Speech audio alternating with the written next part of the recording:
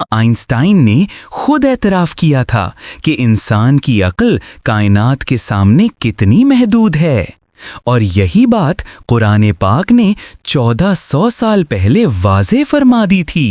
कुरान पाक फरमाता है, सूरह इसरा आयत 85, और तुम्हें इल्म में से बहुत ही थोड़ा दिया गया है।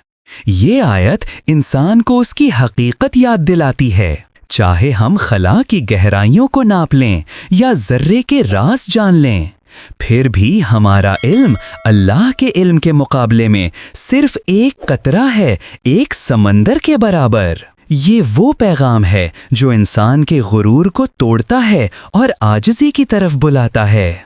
अब ज़रा साइंस की तरफ चलते हैं। एल्बर्ट आइंस्टाइन, जो जर्मनी के शहर उल्म में 1879 में पैदा हुए, नज़रिया इज़ाफ़ियत थ्योरी ऑफ रिलेटिविटी पेश किया, जिसने वक्त, जगह और तवानाई की समझ बदल दी। लेकिन एक वक्त ऐसा आया जब आइंस्टाइन ने खुद कहा, यानी हमें इतनी अक्ल मिली है कि हम समझ सकें कि ये कायनात हमारी समझ से कहीं ज़्यादा अजीम है। ये एक अजीम साइंसदान का इकरार था कि इंसान जितना भी आगे बढ़ जाए, कायनात के खालिक की हिकमत को पूरी तरह नहीं समझ सकता।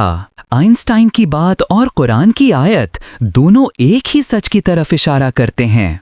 इंसान की अक्ल महदूद है, मगर इल्म इलाही लामहदूद। साइंस हमें अल्लाह की निशानियों के करीब लाती है, और कुरान हमें उन निशानियों की असल हकीकत समझाता है। जब इंसान अपनी अक्ल पर गुरूर करता है तो वो भटक जाता है, लेकिन जब वो मान लेता है कि अल्लाह ही सब कुछ जानता है, तो उसके अंदर आजिज़ी, सुकून और रोशनी पैदा होती है। इल्म हासिल करो, लेकिन उसके साथ अल्लाह को पहचानो, यही असल दानिश है। अगर आपको कुरान और साइंस के इस हैरान कुन मवाज़ने ने सोचने पर मजबूर किया, तो रोशनी का सफ़र 12 को सब्सक्राइब करें, ताकि इल्म और ईमान की ये रोशनी फैलती रहे।